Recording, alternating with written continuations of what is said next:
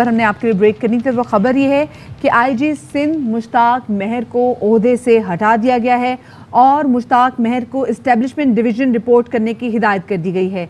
Grade 21 के अफसल कामरान फजल को अब आईजी सिंध का इजाफी चार्ज दे दिया गया है। नज़ीर शाह हमारे साथ मौजूद हैं, मजीद तफसीलात उनसे जानते हैं, बताइएगा जी।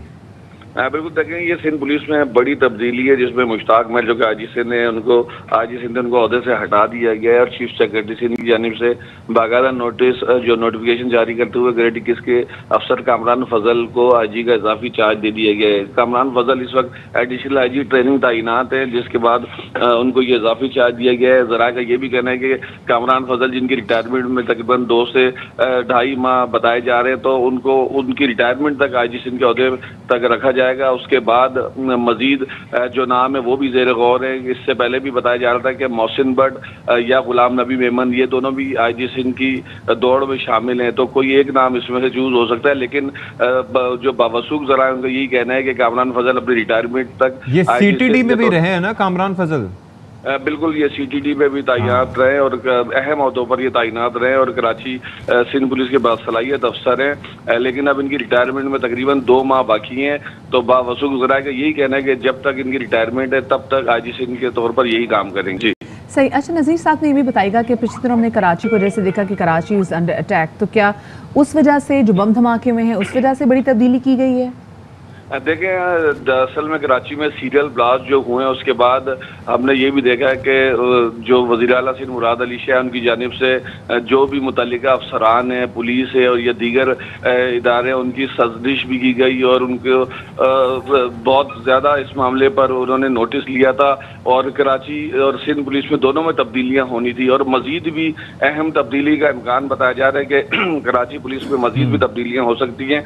लेकिन ये पहली तब्दीली है बड़ी जो सामने आई है, जिसकी वजूहात भी जल्द सामने आ जाएंगी। जी अच्छा चलें, ठीक है, ये है। लेकिन इसके साथ साथ हम ये देख रहे थे कि ओवरऑल एक सर्ज आया था कि दहशतगर्दी के वाक़यात तो अब रोनुमा होना शुरू हुए। ये जो धमाके हो रहे हैं उससे हटके जो स्ट्रीट क्राइम्स में जो शहरियों की हलाकतें हो रही थी, कि एक तो ये है कि ऐसे लोग आ गए थे वारदातें करने वाले कि जो कि नशे की हालत में होते थे, उस नशे के हुसूल के लिए वो वारदातें करते थे और ऐसे में उनके पास कोई वो भी नहीं होता था कि एक एलिमेंट ऑफ फियर कि हमने किसी को मार दिया तो हमें भुगतना पड़ेगा क्योंकि वो देवर हाई, तो ऐसा ही था नज़ीर शाह। तो इसके भी अब कुछ भीख करनी मुमकिन हो पाएगी? एक्सपीरियंस रखते हैं आईजी साहब इन सारी सूरत हाल से निपटने का?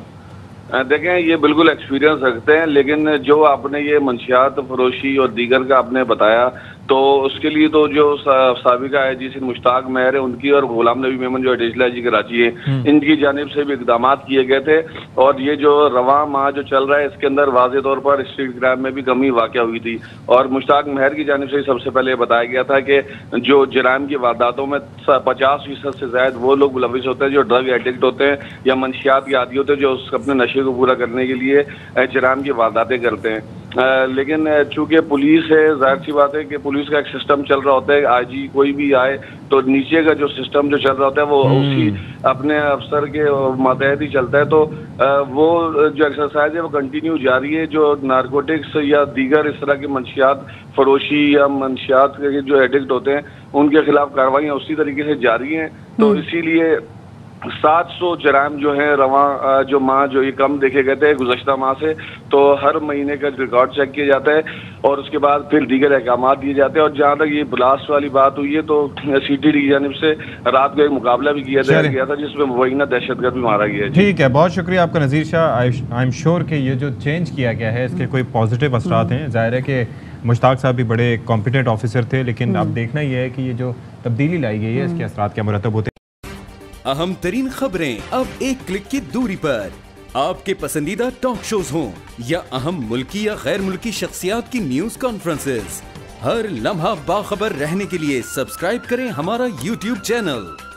मौसम की सूरत हाल हो या खेल के मैदान से खबरें, अपने मोबाइल फोन से मुल्की और बैनुल-अक़वामी अहम खबरों तक रसाई के लिए डाउनलोड कीजिए मोबाइल ऐप। बावसूख ज़राए से मुसद्दिका खबरों, तज्ज़ियों और तबसरों से मुस्तफ़ीद होने के लिए विजिट कीजिए पाकिस्तान की सबसे बड़ी न्यूज वेबसाइट www.arynews.tv। इन सब के अलावा पाकिस्तान का सबसे बड़ा फेसबुक पेज हो, सबसे बड़ा न्यूज इंस्टाग्राम अकाउंट या फिर ट्विटर, ARY न्यूज पहुंचा रहा है खबरें सबसे पहले आप तक, ताकि आप रहें हर लम्हा बाखबर।